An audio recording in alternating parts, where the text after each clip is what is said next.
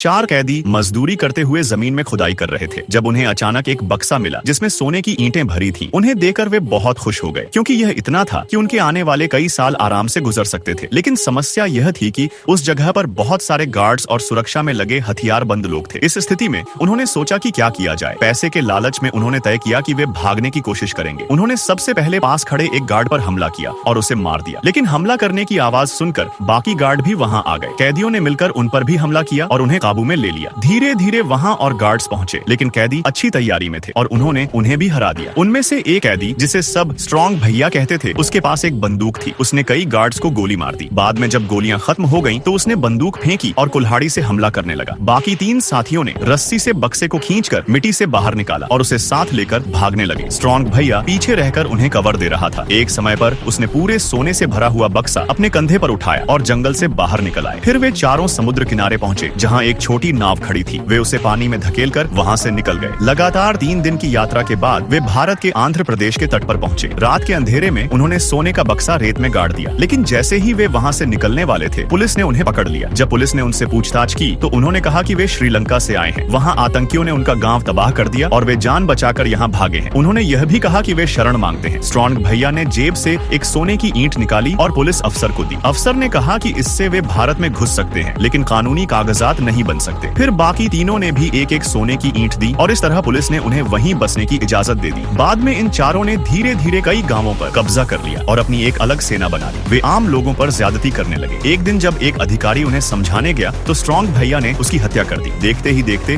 उन्होंने 20 से ज्यादा गांवों पर कब्जा कर लिया। 15 साल के भीतर स्ट्रॉन्ग भैया उस इलाके का सबसे बड़ा दबंग बन गया। पुलिस तक उनकी इजाजत के बिना कुछ नहीं करती थी। एक दिन कुछ नई महिला सैनिक वहाँ आई। उन्हें गाँव में मारे गए कुछ निर्दोष लोगों की लाशें मिली। जाँच करने पर पता चला कि यह काम स्ट्रॉन्ग भैया के लोगों का था। उन्होंने फैसला किया कि वे स्ट्रॉन्ग भैया को गिरफ्तार करेंगे। बाकी लोग डर के मारे भाग गए, लेकिन 5 महिला सैनिकों ने घर में घुसकर कार्रवाई शुरू की। सुरक्षा में लगे लोग उनका सामना नहीं कर पाए। तभी घर का दरवाजा खुला और स्ट्रॉन्ग भैया की पत्नी आई। उन्होंने महिला सैनिकों को अंदर बुलाया। महिला सैनिकों को अंदाजा नहीं था कि उनके साथ धोखा होने वाला है। जैसे ही वे अंदर गईं, घर के लोग उन पर टूट पड़े, उनके साथ दुर्व्यवहार किया और उन्हें बंदी बना लिया गया। इसके बाद स्ट्रॉन्ग भैया की ताकत पर सवाल उठने लगे। इसी बीच एक आदमी जिसका नाम सनी था वहाँ आया। उसका मकसद था स्ट्रॉन्ग भैया को उसके किए की सजा दिलवाना। और फिर पार्ट 2 के लिए वीडियो को लाइक करें।